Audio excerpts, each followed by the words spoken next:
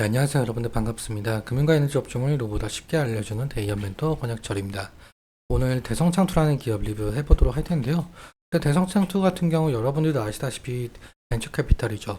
그리고 지금 현재 대성창투가 가지고 있는 모멘텀이라고 할 만한 것은 이 시프트업 관련 이슈로 보이고 있는데, 그런데 지금 현재 시프트업 관련 이슈 이제 끝인가 라는 것을 좀 제가 가지고 왔어요.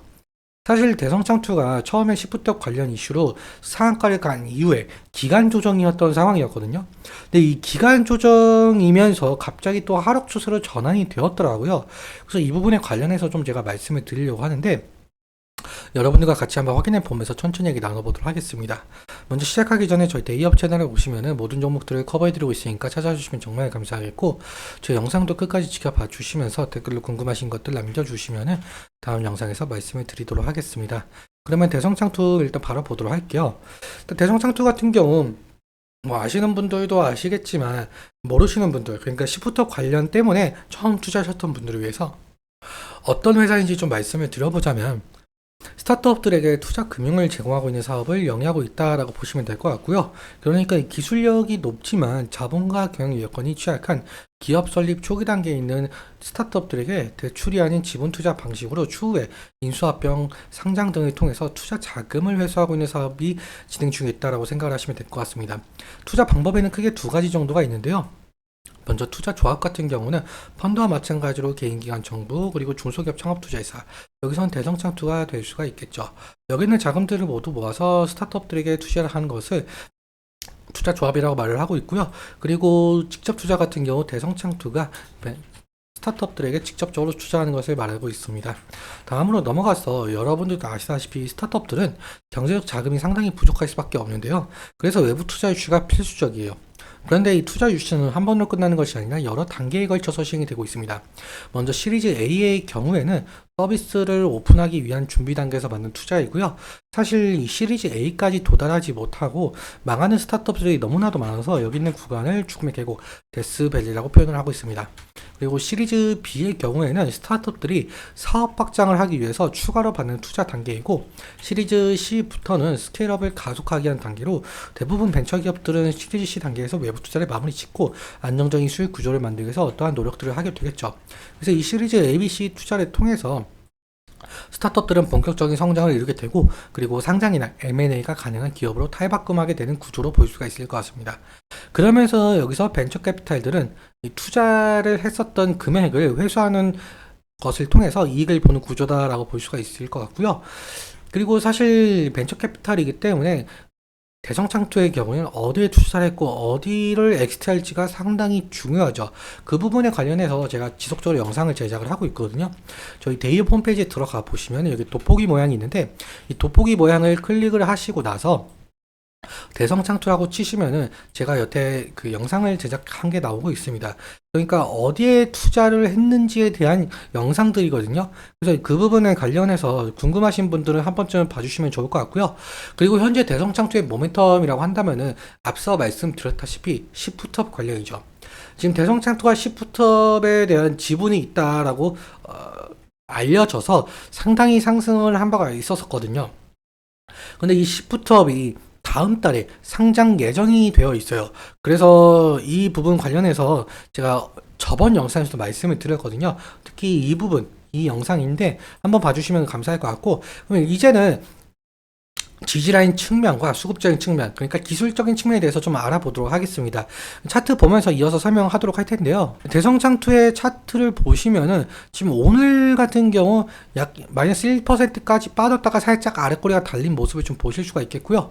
그리고 어제 같은 경우 마이너스 5%까지 빠진 모습을 보실 수가 있어요. 사실상 제가 저번에 말씀드리기로는 이 부분에서 좀 기간 조정이 일어나고 있는 것 같다. 아무래도 시프트업 상장을 좀 기다리고 있는 것 같다라고 말씀을 드렸었는데, 그런데 이 시프트업이 상장하기도 전에 지금 추세를 이탈을 하면서 지금 하락 진행 중에 있는 것을 좀 보실 수가 있어요. 그럼 우리가 어떻게 대응을 해야 될 것인가, 이 부분 관련해서 상당히 궁금해 하실 거라고 생각이 들고 있는데요. 일단 지지라인 같은 경우 어제 만약에 여기 5%까지 안 빠졌다라고 한다면은 이 1차적인 지지라인은 이 부분이 될 가능성이 상당히 높았죠. 근데 어제 이 지지라인이 이탈하고 또 오늘도 완벽하게 지지라인이 이탈을 함으로써 이제는 우리는 2차적인 지지라인을 좀 바라봐야 될 것 같은데요. 어느 부분이냐라고 해본다면 한 481선 부근이 될 가능성이 상당히 높을 것 같아요. 왜냐라고 해본다면 과거 차트를 보시면 이 481선 부근에서 어느 정도 지지를 받고 상승했었던 전적이 있거든요. 그래서 2차적인 지지 라인 같은 경우 이 부분을 좀 생각을 할 수가 있겠는데요. 만약에 2차적인 지지 라인까지 이탈한다라고 한다면 리스크적인 측면에 대해서는 관리가 필요할 것으로 보이고 있어요. 그리고 사실상 제가 저번에도 말씀을 드렸지만 대성창투의 경우에는 저항대 부근이 이 부분이라고 말씀을 드렸었는데 왜냐라고 해본다면 작년 12월에도 마찬가지고 그리고 과거 차트를 보시면은 이 부분에서 좀 저항이 많이 일어났다라고 생각을 할 수가 있을 것 같아요.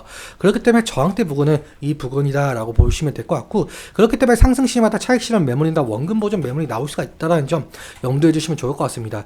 수급적인 측면도 함께 살펴보자라고 한다면 제가 기간을 5월 21일로 설정을 해놨어요. 5월 21일부로 이게 상승의 추세를 보여줬기 때문에 5월 21일 이후로 개인 같은 경우 70만 주 정도 매수가 되고 있는 상황이고요. 외국인 같은 경우 20만 주 매도, 기관 같은 경우 54만 주가 매도가 되고 있는 상황을 보실 수가 있죠. 특히 금융투자에서 많이 매도가 나오고 있는 모습을 보이고 있는데 사실상 이 금융투자에서 이제는 매도가 더 이상 안 나오고 만약에 매수세로 전환이 된다고 한다면 다시금 대성장투가 상승할 가능성이 엿보이고 있죠. 그래서 기관의 수급 동향 잘 살펴보는 것이 중요 투자 포인트 중 하나가 될 것 같고요. 좀 더 창구적인 측면에 대해서 좀 보자면 지금 5월 21일부로 키움증권 창구에서 약 한 67만 주 정도 매수가 들어온 모습을 보실 수가 있겠고요. 그리고 한국투자증권 같은 경우 10만 주, SK증권 70만 9천 주, 미래에셋 7만 6천 주. 사실 이 키움증권 창구에서 66만 주 정도 들어온 모습을 보실 수가 있겠는데 만약에 이 키움증권 창구에서 매도가 나온다고 한다면 과연 어느 창구에서 받아줄지가 상당히 중요한 것으로 보이고 있어요. 사실상 지금 키움증권 창구가 67만 주 정도 매수가 되고 있는 것을 보실 수가 있겠는데 거의 개인이라고 봐도 무방할 정도로 지금 거의 같은 매수세를 좀 보이고 있죠.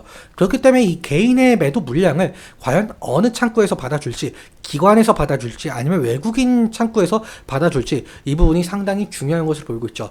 그래서 이 키움증권의 수급 동향 잘 살펴보는 것이 중요 투자 포인트 중 하나가 될 가능성이 높을 것 같습니다. 오늘 여기까지 말씀을 드리면서 오늘 내용 여러분께 도움이 되셨다면 구독과 좋아요 부탁드리고 그리고 오늘 말씀드린 내용과 차트적인 부분에 대해서 이제 개인적인 견해가 많이 껴있다 보니까 여러분들의 주관적인 견해와 함께 투자를 현명한 선택하셨으면 좋겠습니다. 오늘도 시청해주셔서 감사하고 지금까지 멘토 권혁철이었습니다. 감사합니다.